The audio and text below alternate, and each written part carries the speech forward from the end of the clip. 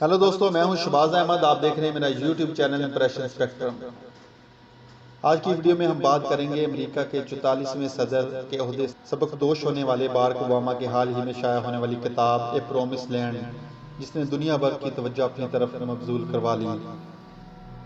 अगर आप मेरे चैनल पर पहली बार आए हैं तो सबसे पहले चैनल को सब्सक्राइब करें ताकि आने वाली वीडियोस के नोटिफिकेशन आपको मिल सके। वीडियो को मुकम्मल देखिएगा, पसंद आने की सूरत में से लाइक कीजिएगा और कमेंट सेक्शन में बताइएगा ये वीडियो आपको कैसी लगी। ओबामा की याददाश्तों पर मुश्तमिल इस तनसीब में साबिक़ अमरीकी सदर ने सुपर पावर मुल्क के सदर के तौर पर अपनी मुश्किलात, फैसलों और आलमी मामलात पर मुफस्सल नज़र डाली। ओबामा ने इस किताब में अमरीका को दरपेश चैलेंजेस को तफसील से कलमबंद किया। ये किताब 902 सफ़हात पर मुश्तमिल है, जिसके 7 अबवाब हैं, 27 हिस्से हैं, जिनको 4 अनवानात पाकिस्तान से मुतल्लक हैं। इन मौज़ूआत में पाकिस्तान के अफ़गानिस्तान से ताल्लुकात, पाकिस्तान भारत की कशीदगी, पाकिस्तान में अलकायदा और ड्रोन हमलों के बाबत बात की गई।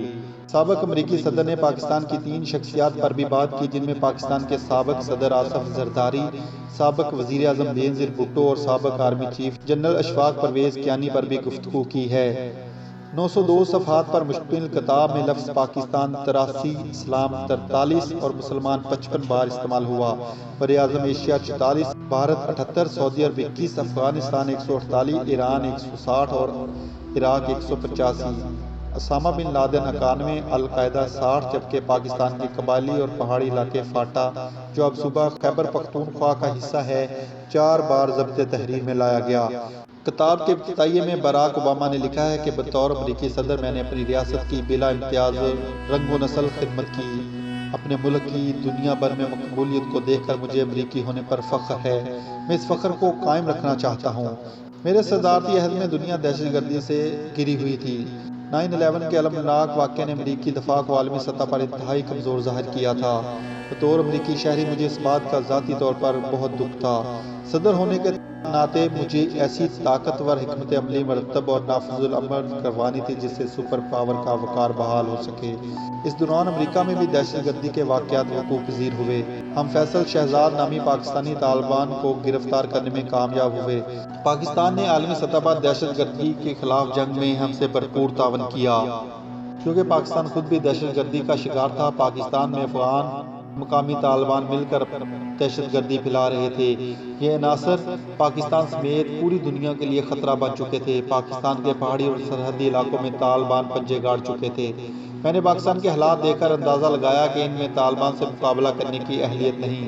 लिहाजा हमने $10 मिलियन के असराफ पर 30,000 नेटो फौज को यह टास्क दिया कि वो तालिबान का कलम कल्ला करें। पाकिस्तान हमारा बेहतरीन अतहादी रहा। उसने अफगानिस्तान पहुंचने में हमारी मुकम्मल ज़मीनी मदद की, जबकि रूस ने हमारे साथ फ़ज़ाई ताउन किया।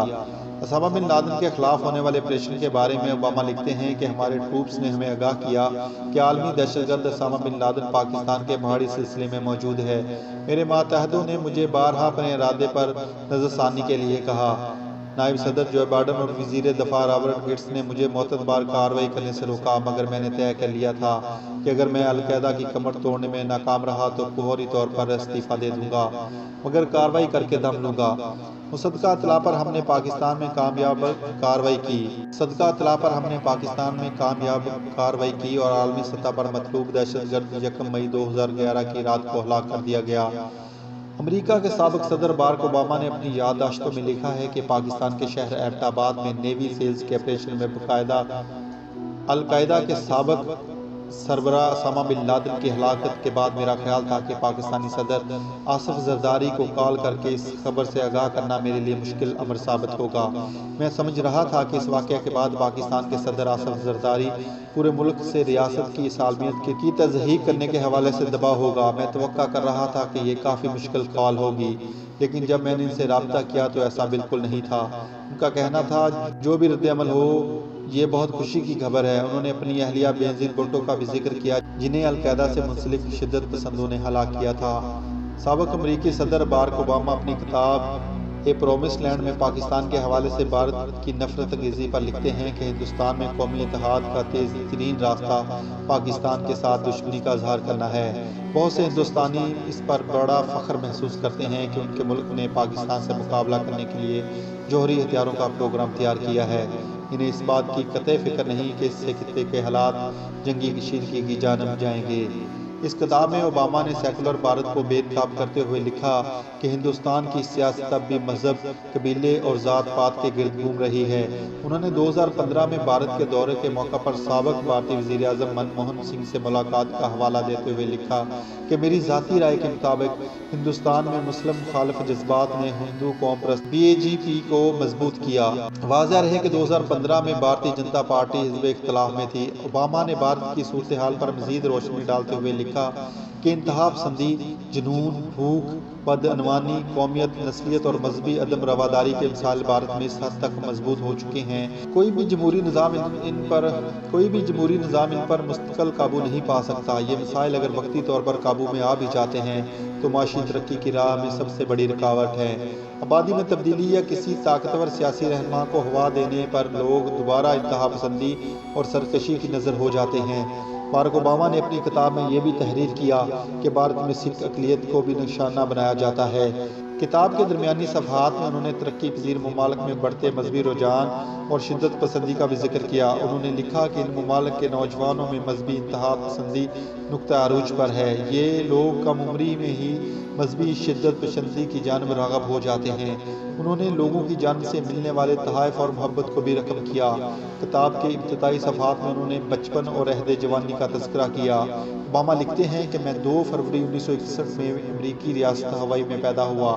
ان کے والد کینیا جبکہ والدہ کینیاس سے تعلق رکھتی تھیں۔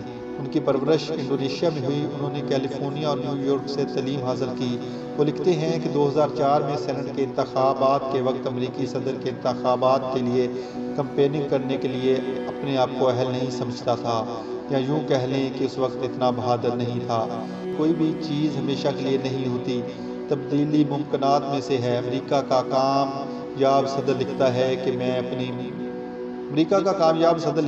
میں اپنی مایوسی کا علاج صحت مند مطالعے سے دریافت کیا۔ مجھے آج بھی آدھی قیمت پر خریدی جانے والی کتب کا زمانہ یاد ہے۔ اپنی صدارتی دور کی یادداشتوں کا ذکر کرتے ہوئے سابق صدر باراک اوباما نے اپنے بعد منتخب ہونے والے صدر ٹرمپ کے بارے میں کہا کہ مجھے ریپبلکن کے الیکٹ ہونے پر کوئی حیرت نہیں، البتہ بعض ذرائع ابلاغ کے اداروں کی جانب سے ٹرمپ کو ملنے والی پذیرائی پر حیرت اور ناراضگی ضرور ہے، کیونکہ ٹرمپ کی الیکشن کمپیننگ اسلام مخالف تھی جسے مکمل کوریج ملی۔ انہیں لگتا ہے کہ اس بات نے امریکہ کا امیج متاثر کیا۔ انہوں نے وائٹ ہاؤس سے جڑی اپنی گھریلو زندگی کا بھی ذکر کیا۔ انہوں نے لکھا کہ ان کی بیٹیاں اس صدارتی باغیچے میں کھیل کر جوان ہوئی جس میں امریکہ کے 43ویں صدر کے بچے کھیلے کودے ہیں۔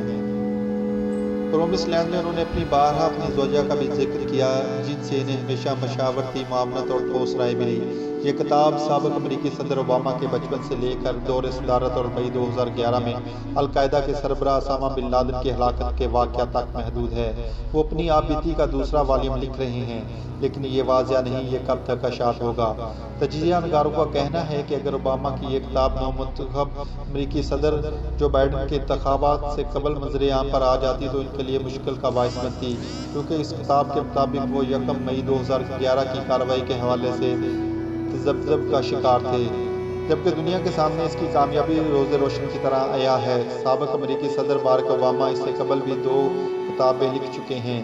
انہوں نے اپنی نئی کتاب دی پرومس لینڈ کے حوالے سے نوجوانوں کو خصوصی تاکید کی ہے کہ وہ اس کا مطالعہ ضرور کریں۔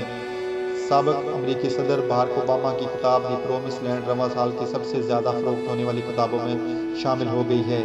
ایک اندازے کے مطابق اوباما رواں سال کے سب سے زیادہ پڑھے جانے والے منصب بھی بننے والے ہیں۔ 2018 میں ان کی اہلیہ مشل اوباما اپنی تنصیب بیکمنگ کے حوالے سے بہت زیادہ پڑھی جانے والی منصوبہ کی لسٹ میں پہلے ہی شامل ہو چکی ہیں۔ تو ناظرین کیسے لگی آج کی ویڈیو پسند آنے کی ضرورت میں سے لائک کیجیے گا اور کمنٹ سیکشن میں بتائیے گا یہ ویڈیو آپ کو کیسی لگی۔ اگر آپ نے ابھی تک میرا چینل سبسکرائب نہیں کیا تو براہ مہربانی اس چینل کو سبسکرائب کریں۔